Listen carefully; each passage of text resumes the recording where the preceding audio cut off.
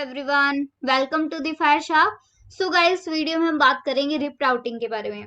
Guys, rib routing क्या होती है? RIP stands for routing information protocol. ये एक डायनेमिक और you can say distance vector routing protocol होता है। प्लस इसका जो एडमिनिस्ट्रेटर डिस्टेंस होता है वो 120 होता है।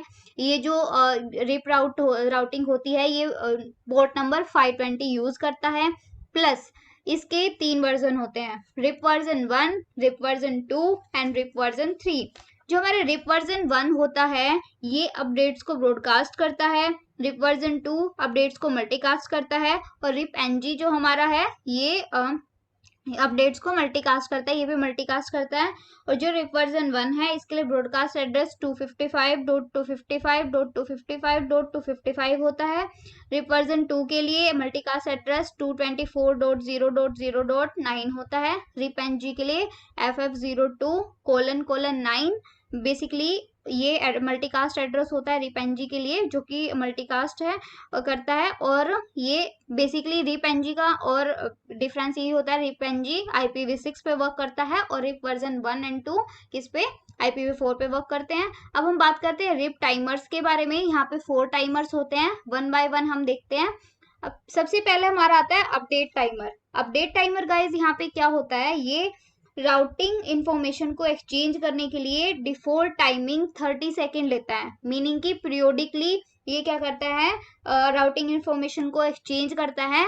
मतलब लाइक हर एक 30 सेकेंड्स के अंदर ये राउटिंग इंफॉर्मेशन को एक्सचेंज करता है। ये हमारा अपडेट टाइमर होता है। फिर आता है हमारा इनवैलिड टाइमर।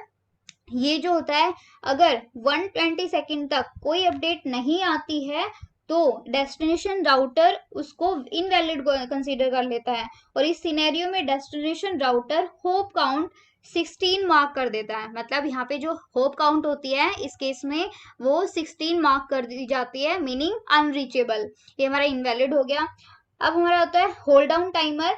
ये वो टाइम होता है जिसमें राउटर वेट करता है अपने नेबर्स के रिस्पॉन्ड करने की। अगर गिवन टाइम में राउटर रिस्पॉन्ड नहीं करता तो इसे डेड डिक्लेयर कर दिया जाता है। और बाय डिफॉल्ट ये जो टाइम पीरियड होता है ये 180 सेकेंड्स का होता है। तो गाइज ये हमारा क्या होता है, होल्ड डाउन टाइमर।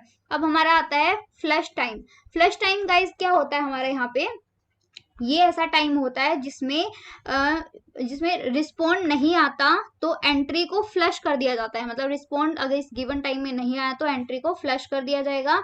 और इसके लिए टाइम पीरियड क्या रहेगा, 180 जो होल्ड टाइम टाइमर था plus 60 is equal to 240 seconds का ही यहाँ पे टाइम होता है। अब हम बात करते हैं राउट पॉइजनिंग। राउट पॉइजनिंग क्या होता है, इसमें जो भी अदर राउटर होता है उसकी राउटिंग टेबल से जो भी आउटडेटेड अपडेट होती है उसको हटा देते हैं। मतलब जो भी आउटडेटेड अपडेट हो चुकी है उसको हटा देंगे। उसके लिए होप काउंट क्या है, 16 रखी जाती है। 16 मीनिंग अनरीचेबल। मतलब वहां पे मतलब रिप राउटिंग के अंदर टोटल जो होप काउंट होती है वो 15 ही यूज होती है, 16 अनरीचेबल। अब पॉइजन रिवर्स की बात करते हैं। जो पॉइजन रिवर्स होता है गाइज, ये भी राउटिंग लूप, ये क्या होता है, राउटिंग लूप से प्रिवेंट करने की एक टेक्निक होती है लूप प्रिवेंशन के लिए। और बेसिकली डिस्टेंस वेक्टर एल्गोरिथम में होता है ये। जब भी राउटर अपने साथ कनेक्टेड ऐसे राउट को डिटेक्ट कर लेगा जो कि फेल हो गया है, तो उसे मतलब उस राउट के उस मतलब जो भी फेल हो गया है ऐसा राउट, उसको अगर डिटेक्ट कर लिया तो उस राउट को इनफाइनाइट मैट्रिक की एडवर्टाइजमेंट सेंड करेगा। और इसी को हम क्या कहते हैं, पॉइजनिंग दी राउट कहेंगे। मतलब वहां पे वो राउट क्या हो चुका है, वहां पे फेल हो चुका है, तो वहां पे मैट्रिक जो होती है वो इनफाइनाइट मैट्रिक सेंड करी जाती है, मतलब एडवर्टाइज किया जाता है बाकी सबको। जैसे यहाँ पे ये नेटवर्क फेल हो गया है तो बाकी सब जितने भी यहाँ पे हैं सबको एडवर्टाइज किया जाएगा, जो कि मतलब इनफाइनाइट मैट्रिक के साथ तो यहाँ पे एडवर्टाइज किया जाएगा, ये बताने के लिए कि अब ये नेटवर्क यहाँ पे फेल हो चुका है। तो इस तरीके से यहाँ पे क्या किया जाता है, मतलब लूप प्रिवेंशन किया जाता है। अब हमारा आता है स्प्लिट होरिजन। बेसिकली ये भी किस लिए यूज होता है, लूप प्रिवेंशन टेक्निक ही होती है ये भी।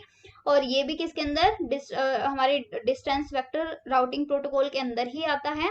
इसमें राउट्स को सेम इंटरफेस पे वापस एडवर्टाइज होने से बचाया जाता है। और इसमें क्या किया जाता है, जहां से इसने एडवर्टाइज को लर्न किया है वापस उसी इंटरफेस पे नहीं भेजा जाता है। जैसे कि हम सिनेरियो लेते हैं, यहाँ पे देखो, यहाँ पे हमने 3 राउटर्स इस तरीके से लिए हैं, और यहाँ पे जैसे कि आप यहाँ पे देख भी सकते हो, तो यहाँ पे क्या होता है, अगर कोई नेटवर्क क्या हो चुका है, यहाँ पे फेल हो चुका है, तो वहां पे, या फिर बेसिकली यहाँ पे क्या होता है, यहाँ पे आप देख सकते हैं राउटर टू से एडवर्टाइजिंग किस पे जा रही है, राउटर 1 पे। लेकिन यहाँ पे प्रिवेंशन क्या किया जा रहा है, R1 से R2 पे नहीं जाएगी, क्योंकि R1 ने जो अपडेट रिसीव करी है, जो इन्फॉर्मेशन ली है, वो कहाँ से ली है, R2 से ही ली है।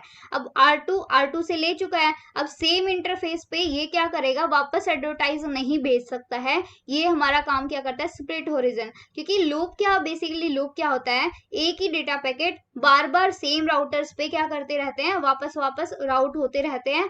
तो इससे क्या होता है, इनफाइनाइट लूप बन जाता है। तो इसी की प्रिवेंशन के लिए हम क्या यूज करते हैं, यहाँ पे ये लूप प्रिवेंशन टेक्निक यूज करते हैं। हमने पॉइजन रिवर्स का भी देखा।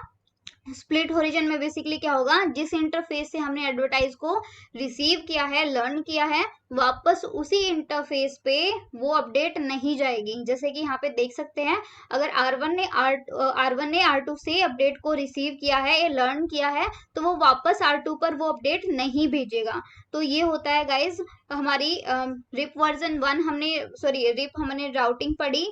राउटिंग के अंदर हमने उसके वर्जन पढ़े, RIP version 1, 2 and RIP NG. हमने उसके 3 वर्जन पढ़े, उसका हमने थोड़ा शॉर्ट डिस्क्रिप्शन भी देखा। और उसके बाद हमने क्या किया, हमने इसकी होल्ड टाइमर्स देखे, हमने डिफरेंट टाइमर्स हमने देखे, रिप के ऊपर कौन कौन से टाइमर होते हैं। प्लस हमने कुछ टेक्निक्स देखी जो कि किस लिए यूज होती है, हमारी रिप के अंदर लूप प्रिवेंशन के लिए यूज होती है। अगर इस तरीके से, अगर लूप इनफाइनाइट, ताकि हम इनफाइनाइट लूप के अंदर ना फंस जाएं, तो यहाँ पे ये टेक्निक्स भी यूज होती हैं। तो this is all about guys RIP routing उसके वर्जन हमने देखे, होल्ड डाउन टाइमर और इस टाइप से हमने सारे टाइमर्स भी देखे, प्लस लूप प्रिवेंशन टेक्निक्स भी देखी। So thank you guys.